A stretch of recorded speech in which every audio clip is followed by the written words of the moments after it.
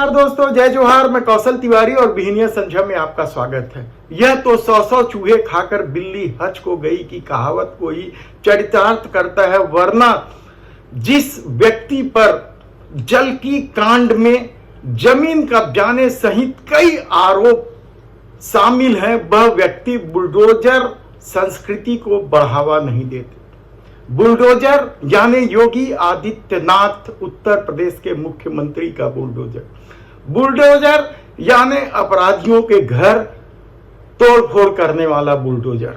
Bulldozer यानी झुग्गी बस्तियों को तहस नहस करने वाला विध्वंसक का प्रतीक माना जाता है बुलडोजर। हालांकि इसे बनाया गया था निर्माण के लिए, लेकिन सत्ता के लिए इसका ज्यादातर उपयोग विध्वंसक के लिए ही होता है। और शायद यही वजह है कि बुलडोजर को लेकर अब समूचे भाजपा के लोगों में बड़ा उत्साह है। बृजमोहन अग्रवाल ने जब नामांकन दाखिल किया था रायपुर लोकसभा क्षेत्र से, तब भी उन्होंने बुलडोजर का प्रदर्शन किया था। और कल जब रायपुर पश्चिम विधानसभा क्षेत्र में वे घूमने निकले या जनसंपर्क करने निकले, तब भी आमापारा चौक में दर्जन भर से अधिक बुलडोजर रखे गए थे। क्या अब बृजमोहन अग्रवाल भी बुलडोजर चलाएंगे? ये सबसे बड़ा सवाल है, क्योंकि वहां से गुजरने वाले तमाम लोगों की नजर न केवल ठिठक जा रही थी, बल्कि लोग रुककर देख भी रहे थे कि क्या यह सचमुच बृजमोहन अग्रवाल का बुलडोजर है।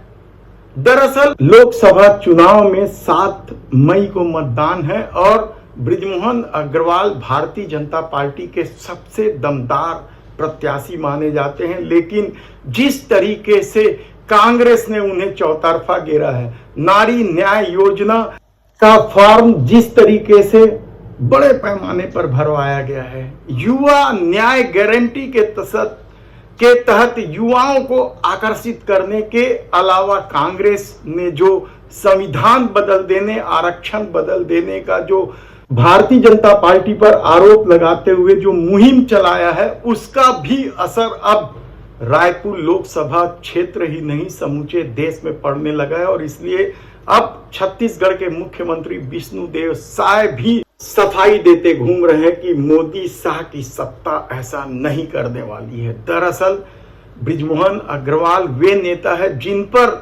जल की कांड जो विधानसभा चुनाव के दौरान खुलकर सामने आया था, छत्तीसगढ़ के तत्कालीन मुख्यमंत्री भूपेश बघेल ने इस मामले को उठाया था और तब लोगों के ध्यान में आया था कि महासमुंद के पास जलकी में किस तरीके से बृजमोहन अग्रवाल पर जमीन कब्जाने का न केवल आरोप लगा था, बल्कि तत्कालीन मुख्यमंत्री डॉक्टर रमन सिंह के जांच आदेश के बाद रजिस्ट्री तक शून्य कर दी गई थी। और अब बृजमोहन अग्रवाल यदि बुलडोजर लेकर आते हैं, तब लोगों का यह स्वाभाविक कहना है कि 100 चूहे खा के बिल्ली हज को गई। और भी कई आरोप है, जमीन को लेकर आरोप है, दूसरे भ्रष्टाचार के आरोप के अलावा विधानसभा चुनाव के दौरान तो गुंडा जैसे आरोप भी बृजमोहन अग्रवाल पर लगाए गए थे।